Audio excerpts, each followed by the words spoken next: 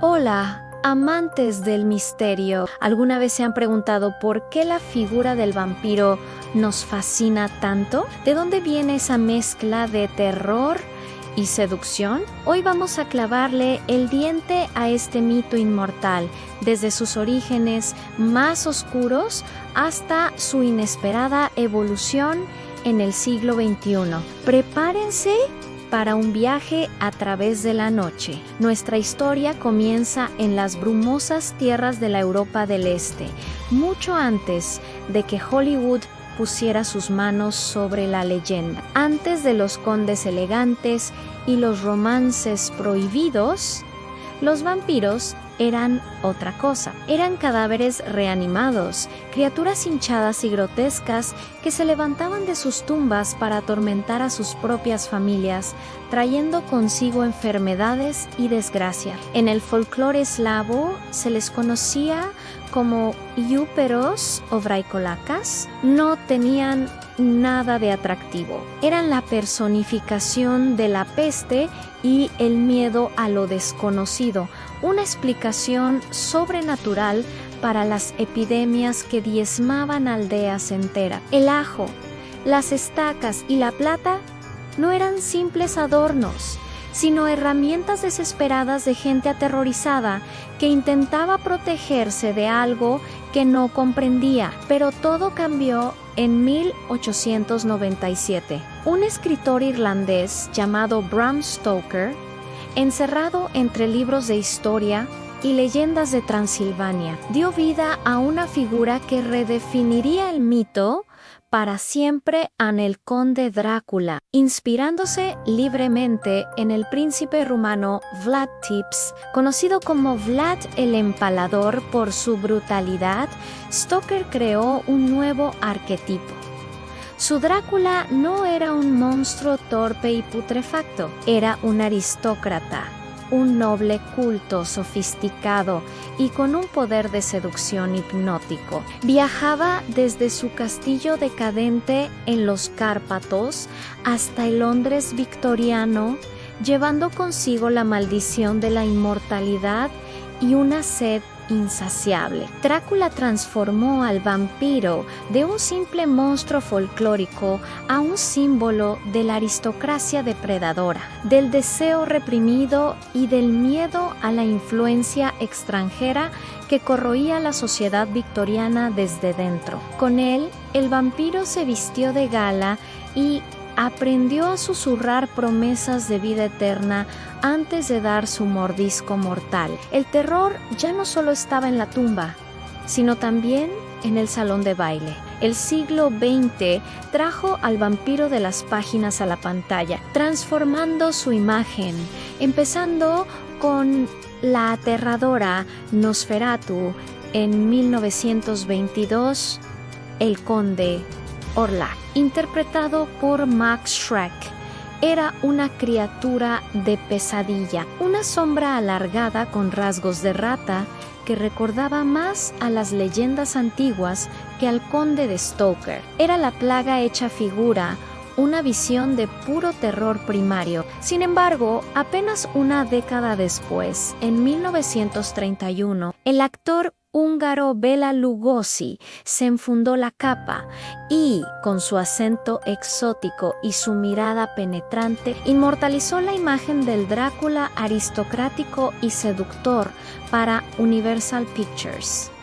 «Yo nunca bebo vino», dijo, y con esa frase consolidó al vampiro como un ícono de la elegancia macabra. A lo largo del siglo, el vampiro se convirtió en un lienzo en blanco para explorar nuestras ansiedades. En los años 50 y 60, productoras como la Hammer Films en el Reino Unido, con Christopher Lee como un Drácula más imponente y físico, añadieron un toque de color y sensualidad explícita. El vampiro se convirtió en una metáfora de la liberación sexual y la rebelión juvenil. Más tarde, en los 80, películas como Jovin Sokoltos los convirtieron en pandilleros rebeldes y rockeros, reflejando la cultura punk y la ansiedad de la juventud. Y por supuesto, no podemos olvidar entrevista con el vampiro de Anne Rice, que en los 90 les dio una profundidad psicológica sin precedente.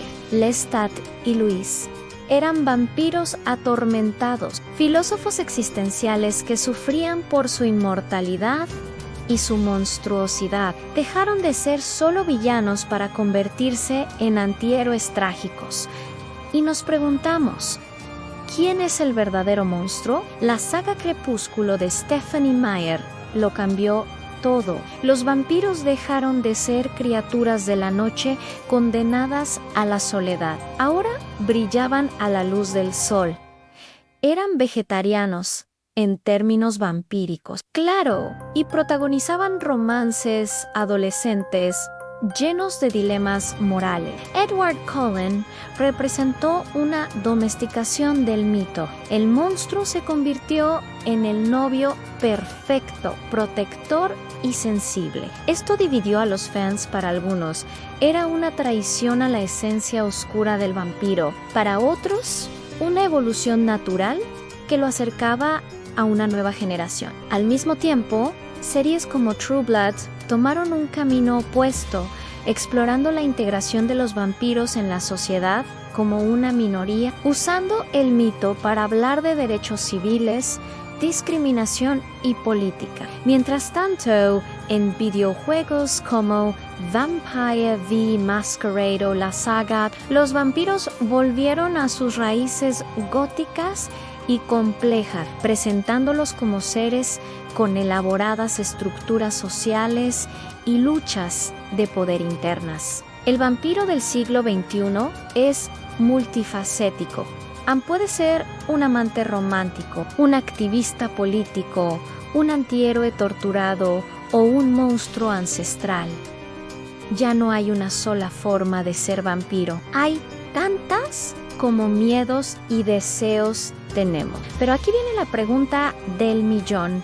¿Es todo esto solo ficción? ¿O hay gente que realmente cree en vampiros hoy en día? La respuesta es sorprendentemente sí, aunque no como los vemos en las películas.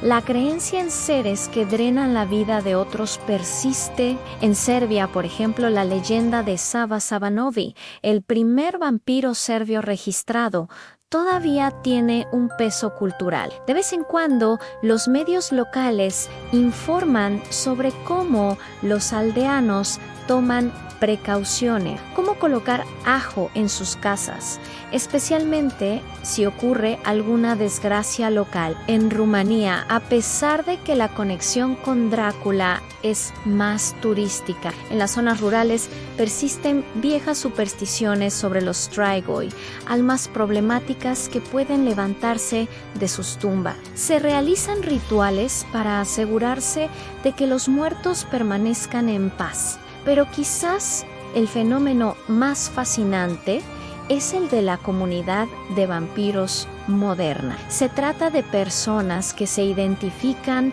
como vampiros reales. No creen ser inmortales ni transformarse en murciélago. Para ellos, ser vampiro significa tener una necesidad física de tomar energía de otras fuentes para mantenerse saludables. Algunos afirman necesitar energía vital o prana que obtienen de donantes dispuestos a través del contacto psíquico o físico. Otros, conocidos como vampiros sanguíneos, ingieren pequeñas cantidades de sangre humana obtenida de forma segura y consensuada de donantes. Estas comunidades, que existen principalmente en Estados Unidos y Europa, tienen sus propios códigos éticos y sociales. Para ellos no es una moda gótica, sino una condición real que deben gestionar en su día a día. Así que, como ven, el vampiro es mucho más que un simple monstruo. Es un espejo oscuro que ha reflejado nuestras ansiedades más profundas a lo largo de los siglos. Ha sido la plaga, el aristócrata depredador, el rebelde sin causa, el amante torturado y hasta un símbolo de la lucha por los derechos. Su capacidad para cambiar y adaptarse es irónicamente, la clave de su inmortalidad, desde las tumbas anónimas de Europa del Este hasta las comunidades online del siglo XXI. El vampiro sigue caminando entre nosotros, recordándonos que los monstruos más fascinantes son aquellos que nos revelan algo sobre nosotros mismos. ¿Qué opinan ustedes? ¿Cuál es su versión favorita del vampiro? ¿Creen que el mito seguirá evolucionando? Déjenme sus comentarios aquí abajo, me encantaría leerlos. Muchas gracias por acompañarme en este viaje a la noche. Si les ha gustado, no olviden darle a like, suscribirse y activar la campanita para no perderse ninguna de nuestras futuras exploraciones de lo desconocido. Hasta la próxima, gracias por acompañarme y nos vemos en el próximo video.